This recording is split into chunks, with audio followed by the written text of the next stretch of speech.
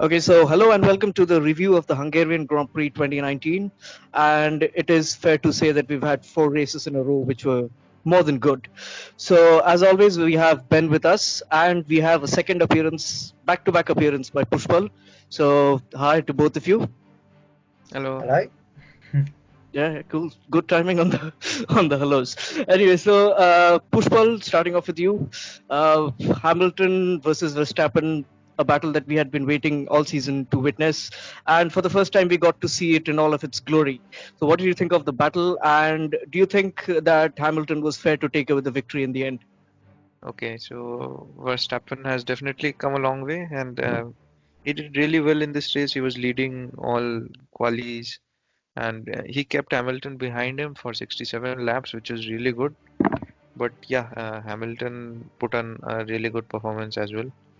Yeah, Okay, deserved, I think that's a gray area, but I would go with Max deserving the win. okay, Ben. So, how did your man turn around so quickly in a week? Yeah, yeah, it's a good point actually. Yeah, I think any kind of if you're going to compete at the top level, you've got to be able to kind of put disappointments behind you and move on to the next race. And I think Mercedes did that, Hamilton did that as well. And obviously the reason he's come out with the win was had that great battle with Verstappen, which we have been waiting a long time to see them two of them on track, and it was really exciting. And then obviously the deciding blow was Mercedes making that brilliant strategy call, and you've got to say that's what won in the race, and it's a team game sometimes. And even though Lewis Hamilton didn't actually agree with the call at first, it was certainly the right one. Yeah, I mean, I think it's fair to say that most of us watching the race didn't agree with that call. But then, yeah, Ben, when you say that competing at the top level includes the fact that you need to get over your disappointments quickly and concentrate, I mean, get going again. I just really hope Pierre Gasly listens to this. Yes. So yeah, Max, I would say really unlucky with the strategic calls. And Ben, I really wanted to discuss this point with you and with you, Pushpal, as well. That do you think that midway through the race or at around lap 40 or so, the person in P2 held all the cards to the race? Pushpal first. Held well, definitely there was a big queue, and I think things could have gone much better. But yeah, it was a tough call. Yeah, Ben, do you think that the person in the second place was holding all the cards because he was the one who could take the gamble and the leader just had to wait there? Yeah, I think so. And the reason Mercedes it was such a good call was because they left Red Bull nowhere to go. Because I mean, Hamilton when he came out, his initial idea was, well, I'm going to come out. I've got 6 lap pressure tyres, no matter what. I'm going to push now, get all the speed out of them, and overtake him. But what that also did was it meant Verstappen had to engage and switch on, and he had to kind of push his tyres to the max. So Mm-hmm. then that wore them out, and then obviously with Hamilton sitting in second, and there being nobody anywhere near them, the two of them were in the absolute class of their own that race. There was no one else that was anywhere near. They had a free pit stop, and then the reason why it worked out was because Hamilton, when he made the call, he was right on Verstappen. He was like a second off, and Mm-hmm. so if Verstappen was complaining at his team, he's like, why didn't we respond? The simple reason for that is they couldn't respond. There was no time because Mm-hmm. Hamilton would, banged in a brilliant outlap, and then Verstappen would have gone back behind him again if he'd have Mm-hmm. pitted. So it Yeah. was a call. I think Red Bull weren't expecting the call, Yeah. but Yeah. but even if they weren't expecting it, they still couldn't have responded to it.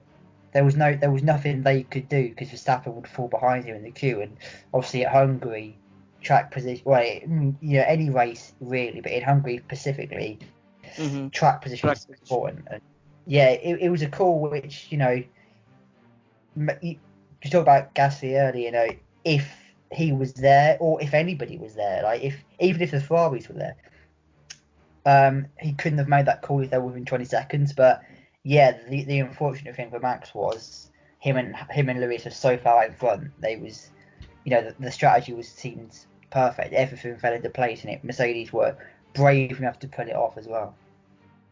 Yeah, exactly. And Pushpal, so I wanted to discuss this with you. With about 10 laps to go, Hamilton was 12 seconds behind. He had made up about 8 seconds since his pit stop. So with 10 laps to go, about 12 seconds behind, should Max have pitted, or could Max have pitted for soft tires and chased Hamilton down?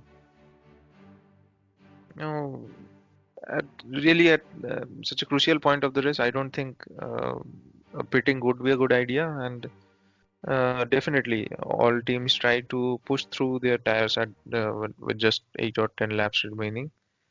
He could have taken that gamble, but then that would cost him maybe another podium. So yeah, I think he played the fair game. That was the better decision.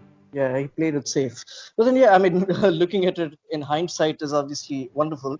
But then, yeah, you have to realize that these are all in the heat of the moment decisions, and they have to take it in split seconds, which obviously we are not good enough to take. So, yeah. I'm not sure it would have been that safe though, because I mean, Hamilton's tyres weren't old by any means. So like, I don't know if Hamilton's tyres would degrade that much to. I know Max Verstappen would have been quick, but I don't know. I'm not sure whether Lewis's tyres would have gone off to the extent they would have needed to for Verstappen to pass him, particularly in the time as well. So I mean, that was. No, I mean, yeah. Yeah, no, And that- I mean, like, what I was saying was when Lewis was pushing hard, he was pushing times of about 119.1, 119.2, or 119.5 maximum. And when Max put on the soft tires, he was banging in times of 117s. So it was possible for him to catch him. Don't you think, Ben? Yeah, no. I mean, I'm still not sure because it would have been. I think it would have been like more of an even battle because Verstappen would have had to use up the best of his tyre life, to eat into the 15 or whatever second gap, and then he would have had to overtake him, and he would have had slightly better tyres, but like, it's Lewis Hamilton, one of the best drivers, and in a works Mercedes in tyres that could comfortably stand the pace. I'm not sure it's a risk. I'm not sure that would have been the best call. And yeah, I mean, Red Bull kind of did all they could do, and as soon as Mercedes made that straight call, the only thing Red Bull could do was keep Max on the track and just basically hope. And obviously that was another good part of the strategy. The hard tyres could have lasted that race distance, but what Mercedes did by putting Hamilton on the tyres was they forced Verstappen to go into like quali style laps the whole stint. They left Max no room for tyre conservation, which was what was needed if they were going to last. And because he was banging as fast as laps as he could because he knew Hamilton was chasing him down, that wore the tyres out. Exactly. It's a difficult one because you want to say what could Red Bull have done, and I honestly think the truth is Red Bull could not have done anything. Yeah, exactly. I mean, that's my opinion. I genuinely don't think they could have done anything.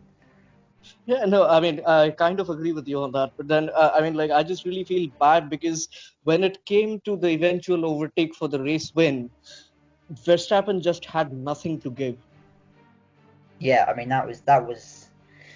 Yeah, exactly. It was a sitting duck, wasn't it? Because obviously his tires were going off, and there was nothing he could do, which was a shame, wasn't it? But he had to work so hard to get into the position to hold off for so long. If he'd have conserved his tyres and had been in better condition, Hamilton would have caught him a lot sooner. So, I don't know. It's difficult, isn't it?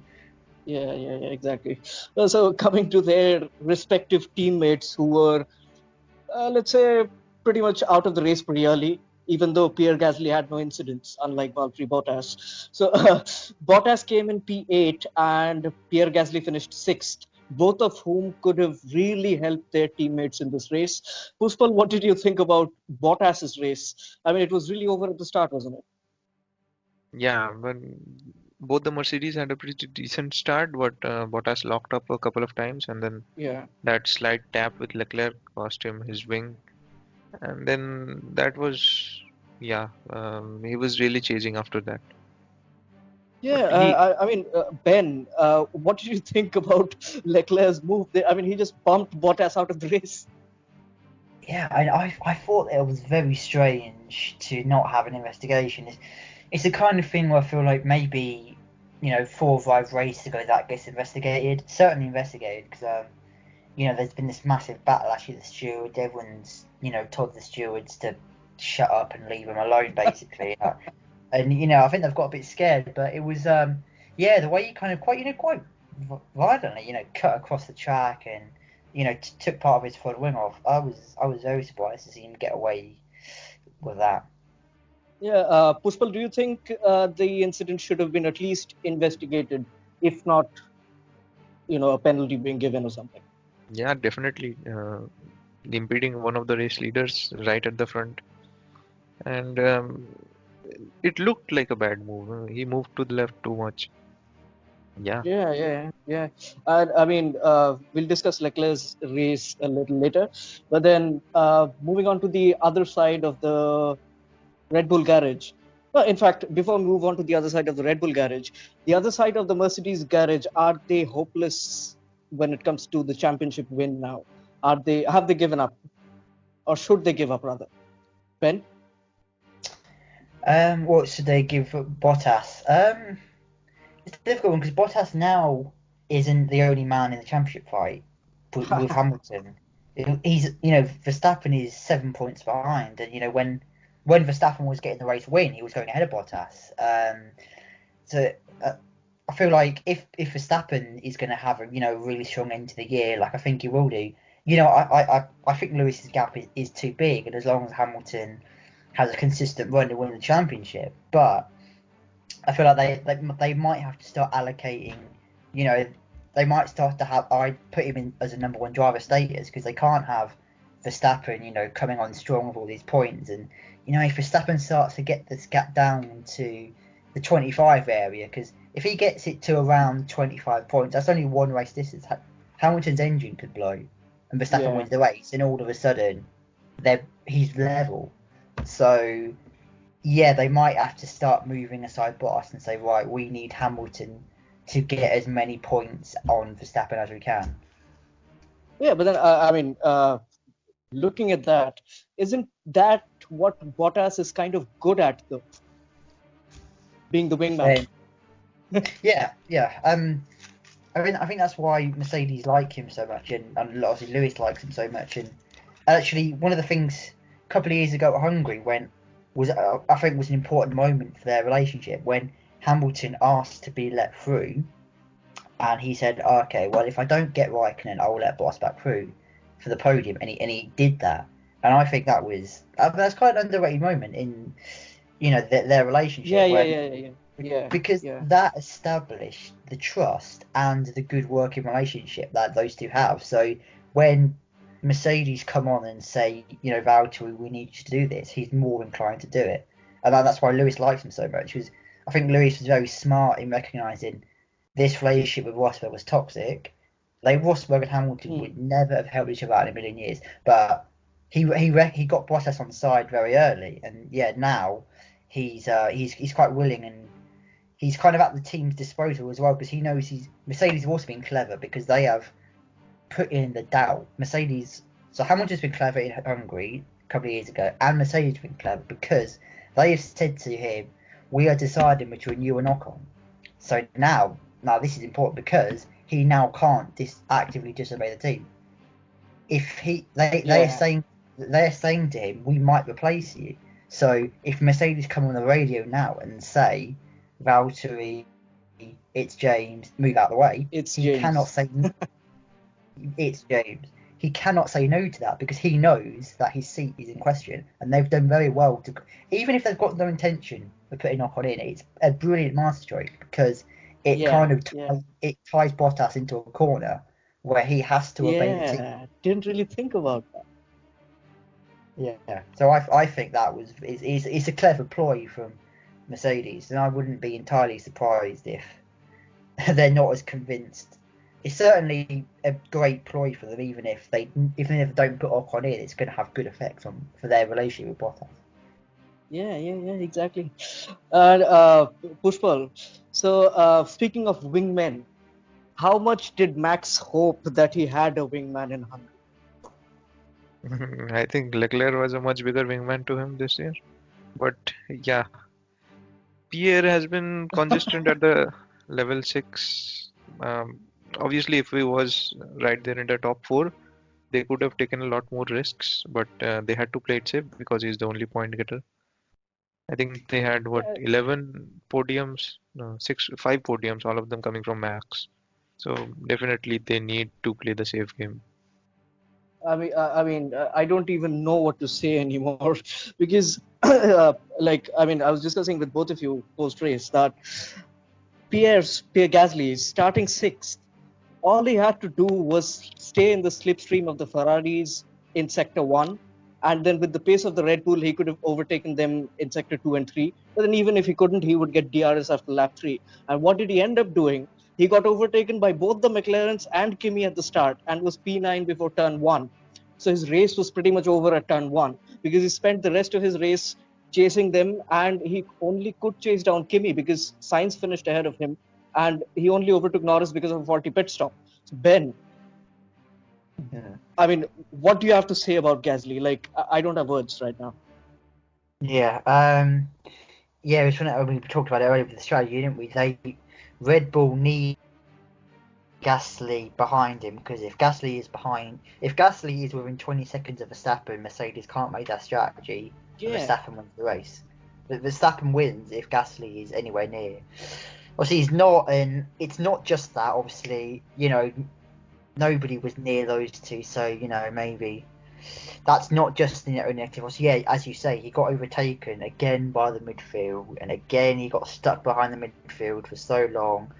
Took him ages to get through, and then he couldn't even get Carlos Sainz at all. Carlos Sainz, did a great job. The race director hates Carlos Sainz because we never see him ever. He's always there. The race director will never ever show you Carlos Sainz, but from some clips I've seen on Twitter and that, he did a really great job to hold Gasly off, and yeah, it's another race, isn't it? He's finished behind the midfield, and if you look at the championship now, Sainz is 5 points behind Gasly. Sainz had some bad luck in the first few races of the season. No, ironically, if it wasn't for the contact with Max Verstappen, that cost Sainz a lot of points in Bahrain, I want to say. Bahrain. Yeah, in Bahrain. Sainz would have been ahead of Gasly in the championship, and that is, in this era of Formula One, for a top driver to be behind a midfield car in the championship is completely unacceptable. It's just beyond poor. Puspal. So, indeed. Now, Puspal. So, what are the chances that Sainz will actually overtake Gasly by the end of the season? Because if Pierre goes on at this rate, he will be overtaken by Sainz, won't he? Yeah, I think it probably will be right in the next race. And Sainz is a consistent driver, and he has always got points, and we expect it from him. And Gasly, even coming sixth, is yeah. I just hope he doesn't crash. Speaking of, now that you mention that, I would rather prefer him to crash out while being in P2 rather than stay behind the midfield and finish P8. Won't you, Ben? Well, yeah, P8's like 4 points. What are Red Bull going to do with that? At least it would be more. It would be more promising, wouldn't it, if he was in the fight? It shows more potential. Comparing. It's not a fair comparison to compare him with Verstappen, but even Verstappen lost places at the start in Austria. He dropped to P8 within the first lap, and then he spent no time getting past all of them and eventually won the race. And the same thing happened to Gasly, albeit it's difficult to overtake in Hungary. But then he should at least be overtaking the midfield cars. That's all I'm saying. But then he just doesn't seem to be able to do that. And Hungary is not the only track where he has failed to overtake the midfield. It's been the case in Australia, where he finished 13th. Bahrain, he finished 8th. And it's been disappointment after disappointment. And out of the 12 races so far, we haven't seen him compete anywhere else other than Silverstone. Yeah, exactly. He's doing the team a massive disservice as well, because obviously Red Bull had so much pace. Well, one of the cars had so much pace this weekend in Verstappen. That's when the car has the potential. to win races as Verstappen has shown. Like they sit 40 points behind Ferrari this weekend, and this weekend Red Bull had a great car, and Ferrari were absolutely nowhere, but they scored the same amount of points, and so the gap remains at 40 because Gasly was just so far behind. Gasly wasn't even challenging the Ferraris, and the Ferraris were absolutely nowhere. Yeah, I mean,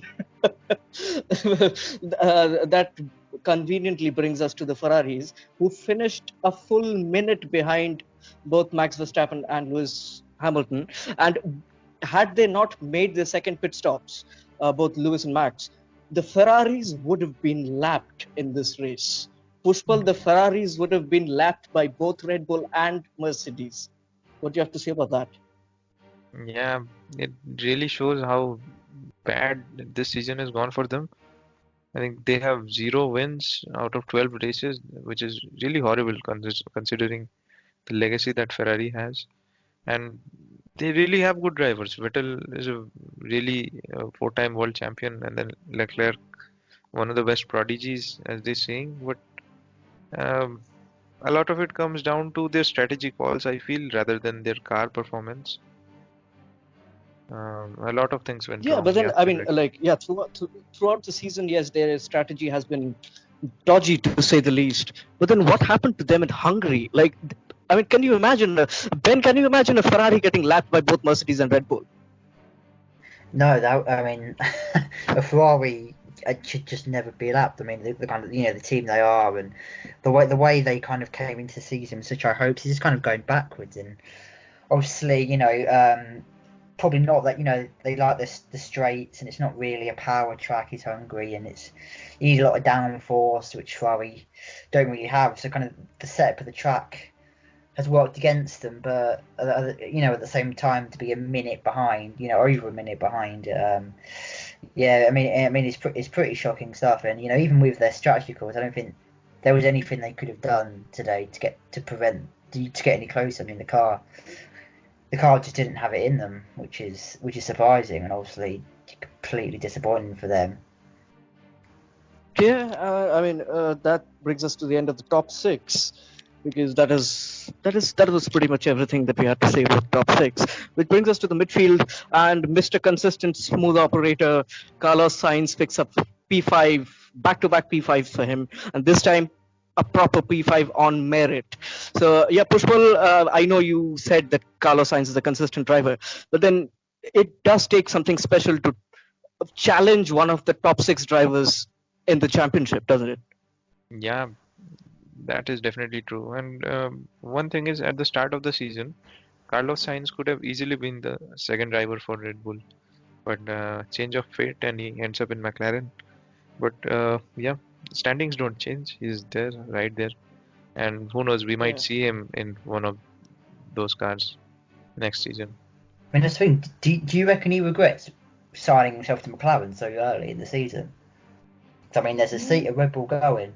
There is a seat that is up for grabs at Red Bull, no doubt. No, but I mean, like, Red Bull, I think, would have. I mean, if you speak about last season, it was almost pre-decided that it would be Gasly who would come in. But then, yeah, I think Sainz is kind of just wondering if he took the right call. But then, I think Verstappen and Sainz have a little bit of a history, so Red Bull would have second thought about bringing Sainz into the team again, especially when there are so many options for Red Bull, including, according to Puspal, I remember you saying this, Puspal, Valtteri Bottas is an option for Red Bull next season, isn't he? Yeah, he's a smooth operator as well. But anyway, back to Sainz. He's the next. He's Spain's next big driver, and Spain always had this one charismatic driver who's really making the headlines. And I think Sainz can take that. Suppose he gets into a top team. I think this Verstappen, Leclerc, and Sainz, these guys will be the headlines in the next 10 years. Surprising that you don't mention Norris, especially when we have a Britisher with us. Ben, what do you have any rebuttals to that? He did not mention Norris. I mean, I like Lando. I think Lando's a good driver, but I think I like Russell more. I think Russell is going to certainly be. I think he's going to go further than Norris. I've got to say. Obviously, Russell. I mean, it just breaks my heart every time I just see Russell in a Grand Prix because I know how talented he is, and I mean, what the hell? We'll go into it now. This weekend, to have such a tiny fractions of a second off getting into Q2, so qualifying 16th, starting 15th on the grid because of penalties, and then he outraced Stroll and Giovinazzi. Like he held them off on track brilliantly. He did make some overtakes. Obviously, I think he got himself up to 13th at one point. And look at these fast. You look at the fastest up to the race. Giovinazzi's fastest lap of the race was a 1:23.1. George Russell's was a 1:22.3. It's like, maybe the track, the nature of the track has something to do with it. But you've got to put your car to hold a position. You've got to put your car there in the first place, and he put his car in front of the other drivers. And if the Williams was that much slower than the rest of the field, and if George Russell wasn't a talented driver, they would have still got by. Hungary is a harder track to take, but it's not impossible by any stretch of the imagination. So he did a brilliant. It's not impossible. Yeah, not impossible. And it was a brilliant effort for him to. This was the first kind of weekend where you really thought, Luke was like, wow, that is. Because before, he's been picking up 19th and beating Kubica, which is, we've said, is all he realistically can do. But you look at this weekend, and he's beaten two other drivers in midfield teams, and was right there in qualifying. Like if you look at from 12th down to about 19th, it was like 10th of a second. So if Russell had found like half a tenth, he could have been putting himself like 12th on the grid. So he's a driver that I'm really, really excited about, and he had a brilliant weekend. Yeah, I mean, Russell certainly deserves more, and I think there is a reason, there is an argument to saying that he is more talented than Lando. I mean, one doesn't simply win the F2 World Championship just like that.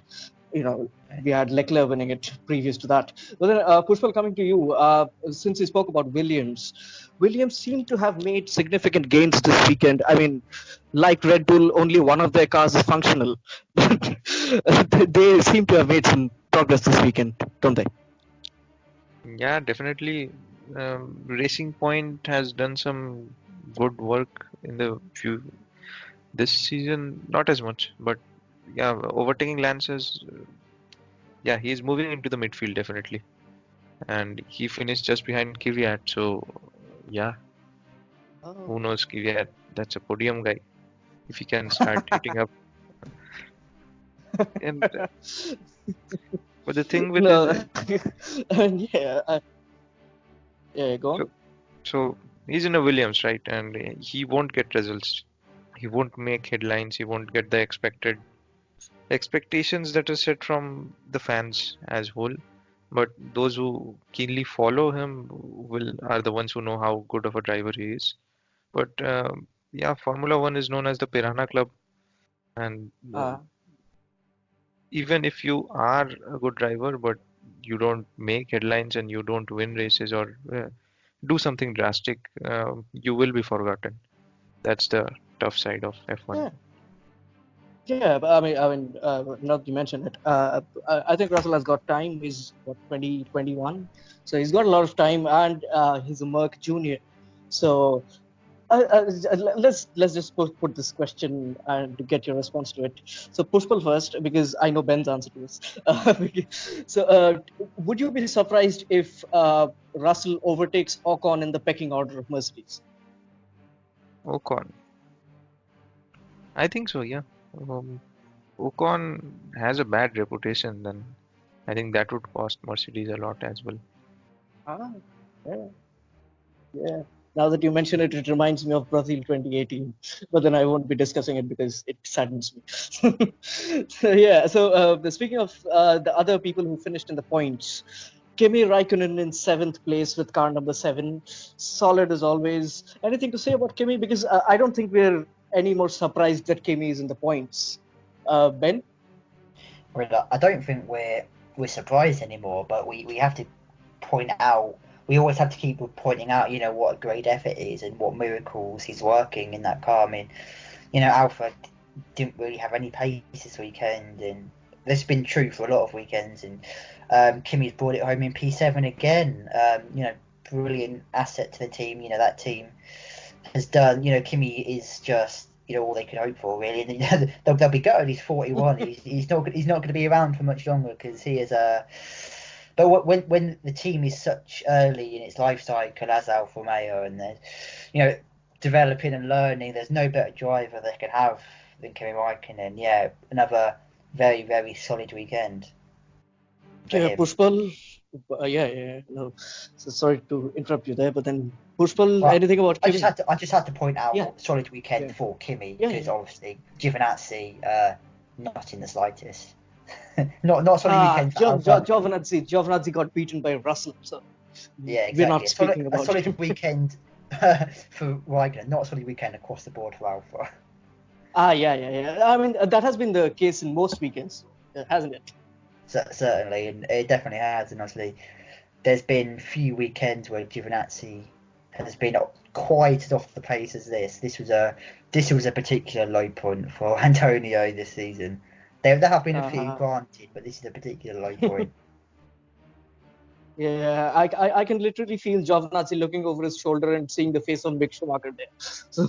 Yeah, exactly. Mick Schumacher getting his first F2 win this weekend, and still coinciding, isn't it? Puspal. No, yeah.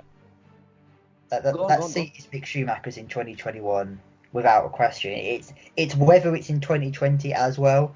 If Schumacher can get his super license, and if they think he's ready, but I think without a doubt by the time 2021 comes around, Schumacher will be in that seat. So Giovinazzi is living on borrowed time in F1, I've got to say.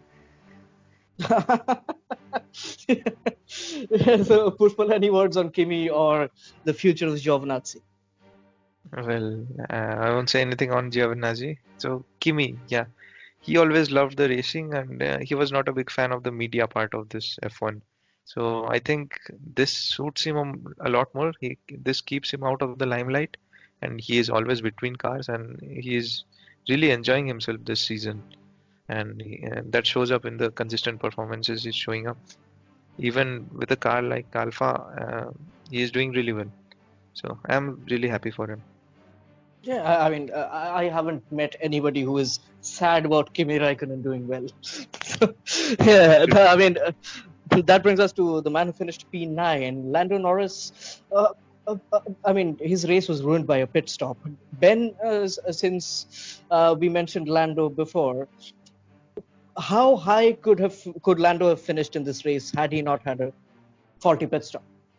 I mean, he started ahead of Sainz, didn't he? So certainly we were denied that battle. He certainly could have been looking at eyeing up that fifth, sixth place position for sure. And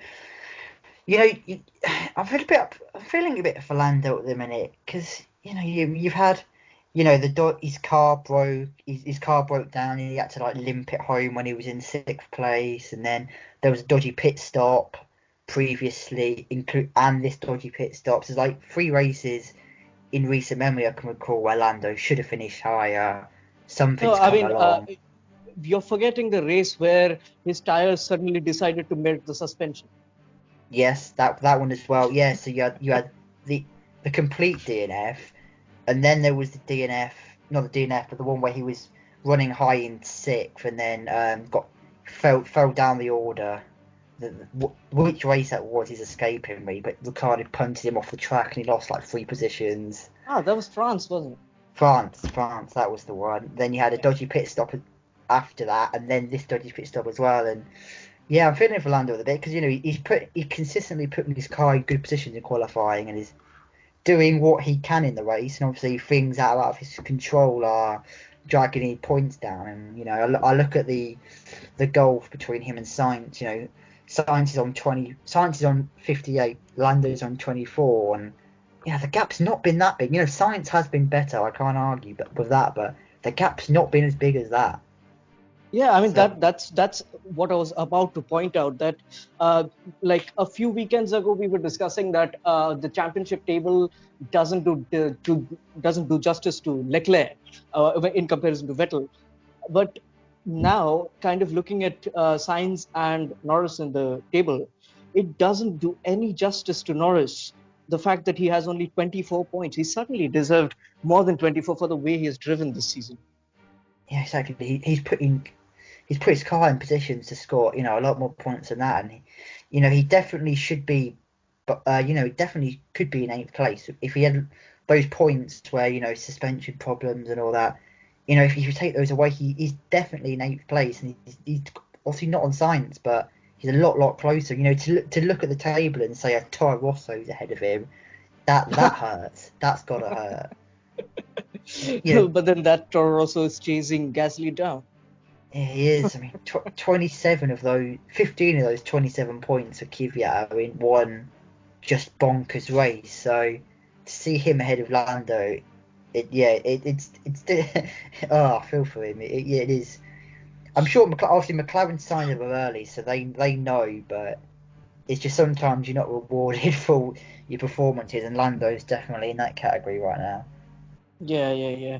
And I mean, like you mentioned, Ben, we were robbed of a battle between the teammates. And speaking of that, boy, did we have a battle between the teammates between the two Toro Rosso boys. Eventually, Alex Albon finished in 10th place. But then, yeah, Franz Tost was a nervous man throughout that race, I can assure you. Puspal, coming to you first. What do you think of the teammate battle where they went wheel to wheel for several corners, back to back? And I mean, like Albon getting the point eventually, and Kvyat dropping to 15 because he had no tires at the end. What do you think of the battle, and what do you think about Albon's race? Yeah, so the battle was really nice, and that's what added the spice to this race. And it was clean racing. That's one thing we do not expect Kvyat to have. But yeah, corner after corner, they were giving each other the respect and space that teammates should. But yeah, it was very exciting. And a couple of times they ran wide, but apart from that, it was good racing, definitely. Yeah, Ben, do you think Gunther Steiner would record it in a video cassette and play it in the Haas team briefing next week? Yeah, I think so. They've taught the Haas boys a thing or two about racing, haven't they? It turns out, yeah, teammates actually can race and not hit each other off. Uh, well, that brings us to, I mean, let's discuss Haas then, since we mentioned Haas. One car DNF'd, the Melbourne spec car, which Roman had, and Kevin Magnussen had a great scrap with Danny Ricciardo. I'm sure Pushpal doesn't think it was clean, but then he eventually finished P13, but then what a scrap with Danny Ricciardo. And Pushpal, I know you're going to say it was dirty, but then what was your opinion on the battle with your man, Danny Ricciardo? Yeah, I have nothing to say in the words of Jose Mourinho. Okay. So, Ben, do you think that it was dirty from Magnussen, or do you think it was hard and fair but on the line? Um, oh, it's really difficult. I think Magnussen, I think he flirts with the line more so than anyone else on the grid. To be honest, I think Magnussen gets away with a lot because, if you look at that battle, what was it for? It was, at the time, I think it was for like 14th place. I 13th and feel 14th. like, yeah. So I think Magnussen gets away with a lot of his overly aggressive defending because of that. I think the steward, it's an easy, because it's on the line and it sometimes is over the line, sometimes not. It's such a tough call. I feel like the stewards are able to hide behind the fact it's for 14th place at the end of the day. If he's fighting in the points and he's pulling off those kind of moves, I feel like maybe the stewards come down harder on him. I feel like he gets more penalties. Yeah. But yeah, I think sometimes the stewards take the easy way out with him just because at the end of the day, who cares in the way, and it's not for championship points. But yeah, I think some of these moves. He's well known for it, and he's kind of got himself a reputation as a hard defender. And I think there is a line between defending hard and defending in an unfair way, and Magnussen definitely does cross that line more than any other driver. Yeah, he's the Sergio Ramos of Honda. No, I mean, like you mentioned, he flirts with the line a lot. I think that would cease to exist in the second half of the season because he just got engaged. He's got what? Sorry. He's just got engaged to his girlfriend, so he will stop flirting with the line. Yeah. So coming to Puspal, where did Renault go this weekend? They were not in Hungary. Somewhere, definitely. Nico, well, I expected more from him in this race, given he is usually good at open races. And P12, this is disappointing, very disappointing. And what about your man, 14th? Started at the back though. I'll give him that. But he was saving his engine for Hungary, and I expected much more. But yeah, happens. Yeah, Ben, do you have any idea where the Renaults went? I mean, I heard after the race, Hulkenberg had some, power unit related issues, so that's kind of why he failed to really get by. But yeah, Daniel Ricciardo obviously had a horrible qualifying as well, and we talked about how by saving a power unit for Hungary, he kind of wasted a massive opportunity in Germany, and yeah, that decision hasn't paid off, has it? His decisions haven't been paying off. No, well, none of them have they? Yeah, I think he's finding it hard. Obviously, the Renault move is obviously a long game. He's playing the long game and he's waiting for 2021. But I think he's finding it hard, the adjustment to the midfield and not going, leaving a environment where Red Bull was fighting for podiums and wins, and now fighting being forced off the track by Kevin Magnussen for 14th place. Like I think it's a bit of a culture shock for him, and it's made worse by the fact he's watching Verstappen win races, and as well watching Gasly, because watching Gasly be such an embarrassment to himself, and he's there thinking, oh come on, I'd be winning races in this car now. I've got no doubt about it. Daniel would have definitely been there right up then. I'm sure he would have won races in this Red Bull Honda. So he's now putting more pressure on himself. He's thinking, oh my god, 2021 has to work out now, otherwise I'm an absolute fool. So I think, yeah, it's tough for him at the moment. So Puspal, speaking of Daniel Ricciardo and this season, he hasn't really done himself any favors, because if a top team looks to pick a driver from the midfield, if they are in need of a driver, which driver would you pick from the midfield if you had to pick one? You would pick Sainz, would you? You wouldn't pick Ricciardo based on this season. But then, based on this season, yeah, but Ricciardo is a proven winner, and Sainz is. It depends on what the team is looking for. If they want a star man, I think they would go for Ricciardo. If they want a wingman, they might go for Sainz. But top teams already have both their star man, so which is why I don't think Ricciardo is getting anywhere near the top three teams. So yeah. If he wanted that lead guy role, he's in the right place. He's in Renault, and by 2021. If with the new engine specification changes, we might see a change in the dominance, and Renault may get back into the top tiers like they were in 2006. And yeah, and then we might see him as the new Lewis Hamilton, winning championships after championships. Oh, that is really a Daniel Ricciardo fan speaking, I can promise you that. But that brings us to the man. I mean, what do we say about him? Because so everybody apart from the Ferraris got lapped. Kvyat up to Giovinazzi, they got lapped twice, and there was only one man in the field who could pull off this move at being lapped thrice. Robert Kubica, Ben, what do you say about him? Not a lot that's not been said before, to be honest.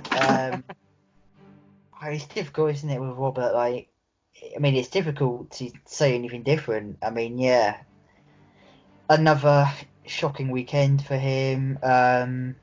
Nowhere near his teammate, and and he's as close to home as he's going to get. I mean, to be fair to the Polish fans, it was brilliant to see them turn up in the number they did and support Kubica in the way they did, because obviously, they're obviously not there for the points. They're not there to see him pulling off these great moves, but they still turned out in force and were brilliant. So, all credit to the Polish fans. But yeah, he was nowhere, and obviously it's made it look a lot worse this weekend in particular, because I mean, George Russell actually beat two midfield cars, and Kubica was lapped by those same midfield cars. Oh, that hurts. Puspal, coming to you, do you see a change in the Williams lineup after the summer break? Not yet. I don't think they're in a position to change. I do expect a change in the constructors lineup. We might not see Williams next year. Oh, that was a bold prediction. Ben, do you see a driver lineup change, or do you see a constructor lineup change? I don't see the value in a driver change, because the Williams car is nowhere. A new driver coming in, he might challenge Russell more, but at the same time, if it's for 18th and 19th, like, what's the point? And although I don't think Kubica will be the team next season, so that's fine. But Kubica does a lot for the team because of who he is. I'm sure he's got sponsor backing, and the general profile of having Kubica's his whole story, it kind of brings a lot of profile to Williams. So as much as I'm sure they'll get rid of him for next season. I don't. There is zero value in a mid-season change for Williams. There is literally no point. Yeah, I mean, the point that you mentioned that somebody else coming in might challenge Russell more. What about the man who needs to challenge Russell more, Esteban Ocon, in that car? Esteban Ocon, yeah, I mean Ocon. I think Ocon has been promised a seat for 2020, hasn't he? Ocon, though we don't know where, but I think it's the worst kept secret in F1. Esteban Ocon will be on the grid next season, so I'm sure he'd rather be in a better car, but it might come down to that. And obviously, Mercedes, Williams have already got a Mercedes driver though, so that is a bit of a problem. Maybe they might not want to, but it's certainly an option for Ocon. And if the funding was right, and if Mercedes were going to kind of offer an attractive package to Williams, I'm sure they'd be happy to accept. Because as I say, I would be shocked if Robert was there next season. Even if he wanted to stay, I wouldn't be surprised if Robert just wanted to, quietly say, look, Williams, thanks for the opportunity. I don't think it's worked out. I'm not who I was before. Let's part ways. Even if I wouldn't be surprised if Robert was happy to kind of just step away from F1 after the season as well. So yeah. Yeah, it's sad talking about Robert Kubica and his return, to be honest. But that was everything that we had for Hungary. But then we're going to end with something different today, which is Puspal, give us your 3-word race review. You can take time. Fastest laps and max. There's 4, but then we'll take it. Fastest laps and max. Wow, that was good. Ben, your 3-word race review, if you have any in mind. Strategy is king. All right, we had some good ones. Nice. Mine is because mine is Hamilton versus Verstappen. That's pretty obvious. But then I am boring at times. No, so that is all that we have for Hungary, and we will be back. Oh, we have the summer break coming up, so we will be back soon with silly season content. And yeah, we expect to be back soon as we possibly can. So that's all from us, and we'll see you soon. Yeah, you guys want to say bye? Okay, bye.